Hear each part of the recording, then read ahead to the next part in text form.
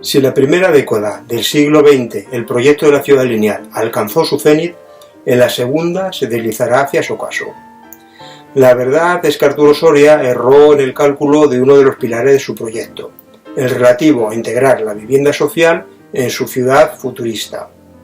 Aunque se dieron muchas facilidades para compra de viviendas, a primeros del siglo pocos eran los obreros que se podían permitir retraer una parte de sus mínimos salarios para hacer frente al pago de los plazos. Y como apenas había obreros, pues apenas implantaron industrias, una imprenta y poco más. La ciudad lineal se quedaba reducida a una ciudad residencial para gente con poder económico. En julio de 1914 comenzará la Primera Guerra Mundial. Si bien algunos hicieron fortuna suministrando bienes a los países en conflicto, esta riqueza no arraigaría en el tejido industrial español.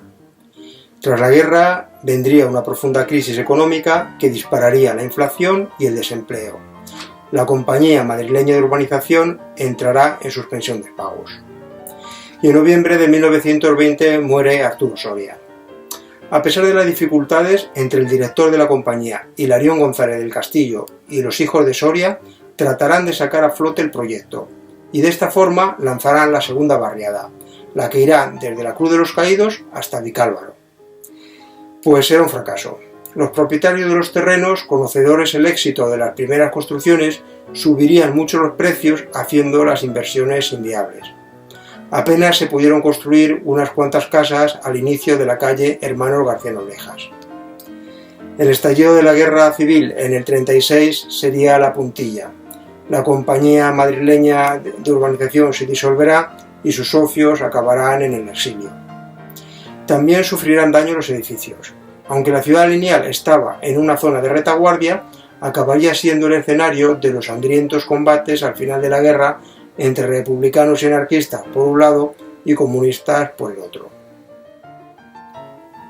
Y mientras el proyecto languidecía en España, su repercusión internacional no paraba de crecer. Las ideas de Arturo Soria circulaban profusamente en los congresos de urbanismo.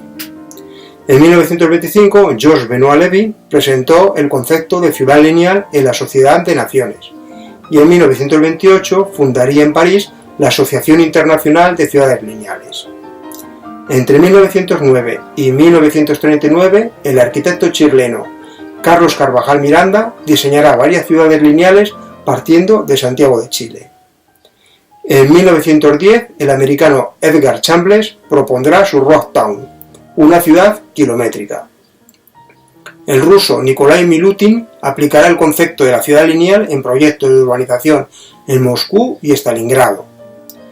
Le Corbusier también trabajará durante muchos años en el concepto de la ciudad lineal. Y en 1945 va a proponer para Europa la conexión de los núcleos urbanos consolidados mediante ciudades lineales.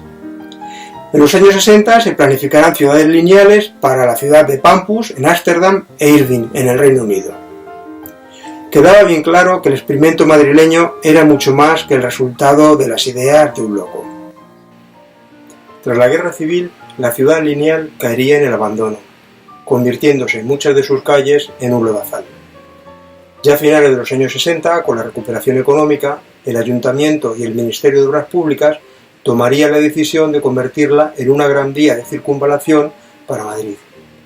Para ello, modificarían el Plan General de Ordenación Urbana, incrementando la superficie urbanizable y el volumen de edificación. La especulación inmobiliaria hará su aparición y muchas de las edificaciones se demolerán para construir edificios de mayor altura.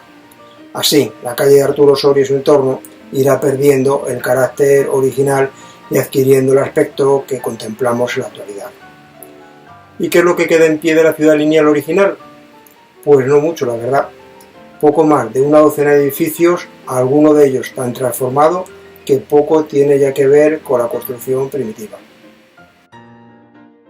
Curiosamente, lo que más abundan son las casas de obrero. Es como si los propietarios no se hubieran podido permitir el lujo de especular con sus humildes viviendas.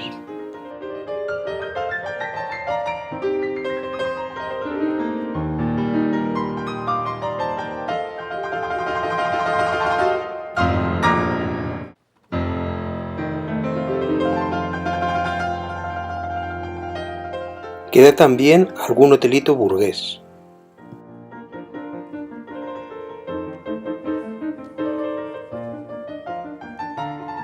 Hay varios chalés de lujo, como este que aloja a la Junta de Distrito de Hortaleza.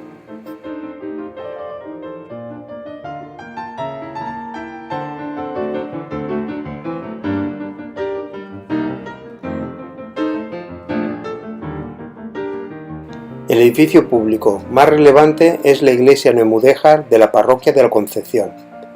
Durante la guerra alojó un nido de ametralladoras en su campanario y aún conserva cicatrices de los combates.